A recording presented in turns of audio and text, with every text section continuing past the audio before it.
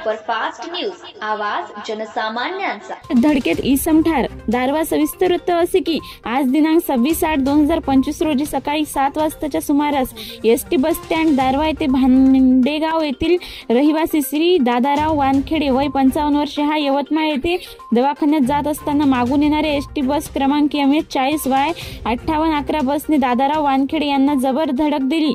त्यात दादाराव हा जागीच कोसला।